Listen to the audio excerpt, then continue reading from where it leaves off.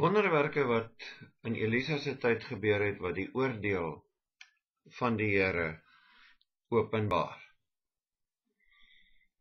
Die eerste was, dat toe Elisa op pad was van Jericho af na Bethel toe, toe het 'n groot klomp kinders hom geloop en spot.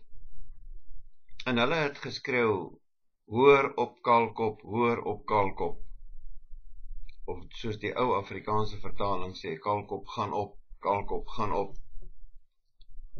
Elisa het hierdie kinders in die naam van die Here vervloek. Daar het toe met eens 2 bere uit die bos uitgekom en 42 van hierdie kinders verskeer. En al is hierdie voorval hoe skokkend en onverwags, moet ons net onthou, dat hierdie kinders hulle minagting vir die profeet van God by hulle ouers geleer het. Dit wat in hierdie kinders se gespot gebeur, was net 'n uitbasyn van wat binne in die ouerhuis gesê word.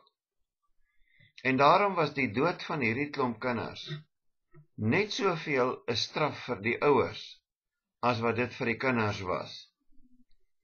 Iemand wat die gesand van die Here bespot, bespot dus ook die Here self. Die volgende voorval was natuurlik die een van Gehasie wat malaats geword het. Dit was toe Naaman die Syriër na Elisa toe gekom het oor sy malaatsheid. Hy wou mos vir Elisa betaal, maar Elisa wou geen geskenk aanneem nie, want hy het gesê hy het hom nie gesond gemaak nie, die Here het hom gesond gemaak. Maar Gehasie was 'n baie hebsugtige joetjie. En hy het toe agterna geloop, agter Naaman aan, en hy het vir hom alleen gaan vertel.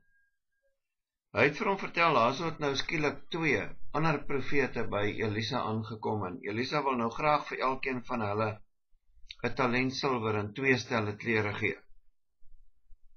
Naaman het werklik waar vir Gehasie geglo, en hy het vir hom 2 keer soveel silwer gegee, en hy het ook die klere vir hom gegee. Gehasie, wat oneerlik was, het die klere gaan wegsteek, en hy het met 'n baie onskuldige gesig hier daar by Elisa opgedaag. Maar God het intussen alles aan Elisa bekend gemaak. En toe het Elisa aan hom sy straf aangekondig. Al Naaman se malaatsheid het met eens aan Gehasie toegekom. En dan was daar die adjudant van Joram, koning Joram, wat oorlede is. En dit het so gebeur dat die hoofstad van Israel, dit was Samaria, deur die Arameërs beleer is, en dinge binne in die stad het baie sleg gegaan. So sleg dat die vrouens mekaar se kinders begin opeet het. En toe was Joram baie kwaad vir Elisa. Het gesê dis sy skuld, want hy het gesê Elisa kan net vir die Here bid, nou kan al hierdie swaar kry opeindig. En toe het Joram in sy toorn en in sy onredelikheid, dalk was hy ook maar net moedeloos, gesweer dat hy Elisa sal doodmaak. En hy het toe vir die adjudant opdrag gegee om dit te gaan doen, en hy is toe sommer self agterna. En Elisa het toe vir die koning gesê, dinge gaan die volgende dag baie goedkoper wees, en God kan nog wonders doen. Die adjudant wat 'n vertroueling van die koning was, het baie smalend vir Elisa gesê, dit is onmoontlik, al maak die Here vensters in die hemel, dit kan nie gebeur nie. En Elisa het toe vir hom gesê, jy gaan deur die Here gestraf word. Jy gaan al hierdie goed wat ek nou vir jou vertel, gaan jy sien, maar jy gaan niks daarvan geniet nie. En daardie nag toe die Here die Arameëse leer so bang gemaak, dat die hele lot van hulle gevlug het, maar hulle het al hulle voorraad net daar gelos. So haastig en so bang het hulle gevlug. En 4 malaatse manne het die ding agtergekom.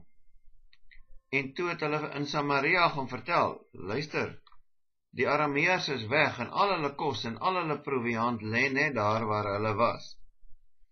En toe het die inwoners van Maria die kamp van die Arameërs gaan plunder, en daar was so 'n geweldige toeloop soontoe, dat hulle hierdie adjudant doodgetrap het.